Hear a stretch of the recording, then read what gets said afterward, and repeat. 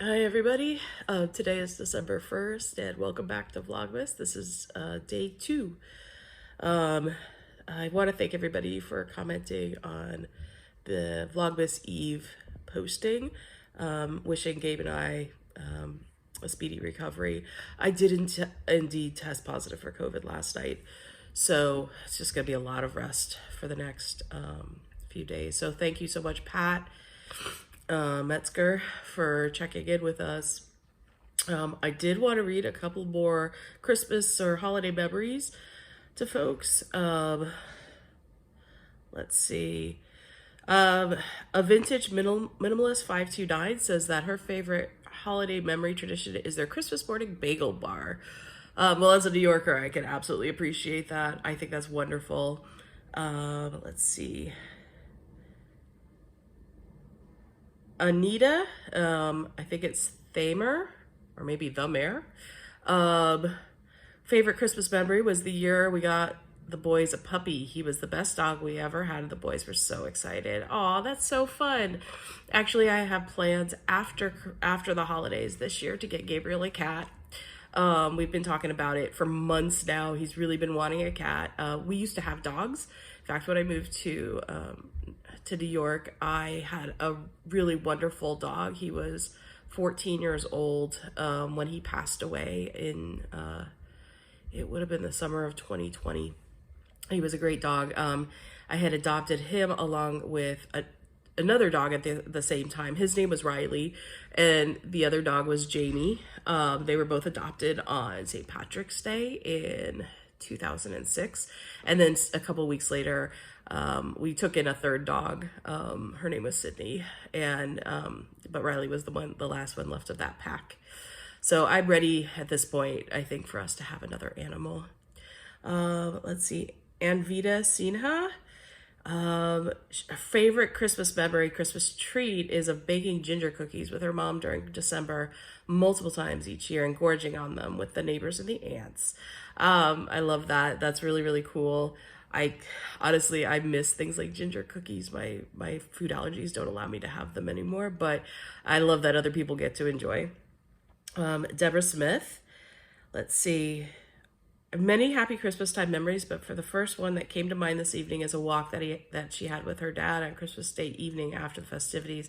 It was so quiet, snowy, but still and refreshing after being in the warm indoors, and I felt so connected with my father. That's such a sweet memory. Thank you so much for sharing that with us. And Patty Skaggs. One of my favorite Christmas memories was when our daughter was 16 years old. We rented a house at Cambria Pine, California with my parents and aunt and uncle. Lots of fun memories of those that are in heaven now. My first Christmas Eve cast on in 2018 was with Lolo Did It, Naughty Mrs. Claus yarn, and the vintage fairy lights. Oh, I love that. It is a great pattern, and I'm looking forward to knitting it again this year. So anyway, I want to thank you guys for joining with me. What is my plan for today? Resting and watching Vlogmases. So I thought I would just kind of share with you which Vlogmases I plan on watching. And this is not an exhaustive list, and being that I'm sick, I will have plenty of time to be on the YouTubes. But the ones that I know I'm going to watch, This Little Wonderful Life with Allie, the Bakery Bears Advent Calendar with Dan and Kay. I already watched that this morning. I'm a silver Patreon.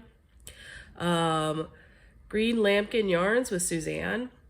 I watched her pre-Vlogmas last night, so that was great.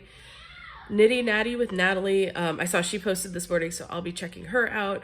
The Knit 365 blog with Martin. He doesn't post every day, but he posts a few times during Vlogmas, and that's all really fun.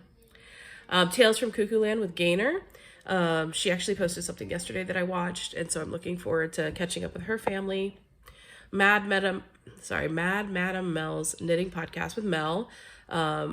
She's great. Love her. I'm really hoping she's going to be posting throughout Vlogmas. Stitched by Mrs. D with Paula. She's actually been posting pre-Vlogmas vlogs, and I've been watching all of those, and she's just hilarious if you haven't checked her out. So Sweet Violet with Jules. Jules is one of the people I watch that if I ever have a bad day, I will actually rewatch her vlogs simply because they bring me so much peace. The Knitting Expat with Mina. Mina Phillips is back. I'm so glad. And actually, Gabriel absolutely adores her podcast because he loves Layla.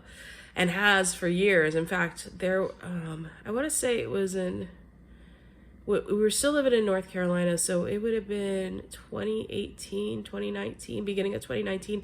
He would ask to rewatch several of her episodes all the way through February, because he just wanted to see who he called Baby Layla. The Nitty Witch with Vanessa. She often does like tarot card pulls and oracle card pulls, and so I'm curious to see if she's going to do that. Little Mitch Stitchery with Stephanie, who's on Long Island. I already watched her first day, and it was really fun. She took her kiddos to the they were at Home Depot. Sweet Sparrow Knits with Julie. Julie's a great yarn dyer, and I love getting her yarn, so I'm curious to see. She's also somebody that's very calming when things need to be calmer. Jacqueline Salem, she's been doing tons of sewing these days. Kate from Hawthorne Cottage Craft. Let's see who else. There are more. If Danny from Little Bobbins posts, I will be so happy. If there's just a homespun house would be great to watch. The Knitting Project with Sharon. So, I plan on watching all of those. So what else are you going to see today? You're going to see, I'm actually sharing with you the past Advent projects that I have done. There are a couple shawls and a sweater and some future knits that I plan to do. I'm not doing an Advent knit this year, but I am using an Advent calendar from last year once I have completed a few things on my needles. So I'll share with you my upcoming knits using Advent calendars, just in case you need some more ideas. Finally, you're going to get to see a performance. So one of my best musician friends who I've known, he and I have played together for now, I think we figured out it was like 28 years. Yes, we've known each other for 28 years, and we've been playing together off and on for 28 years. He's a wonderful pianist. His name is Nelson.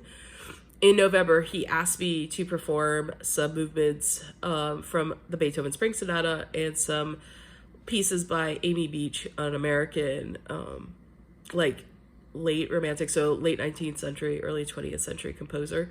I actually arranged these 3 pieces from violin to viola, and they were published by the publisher.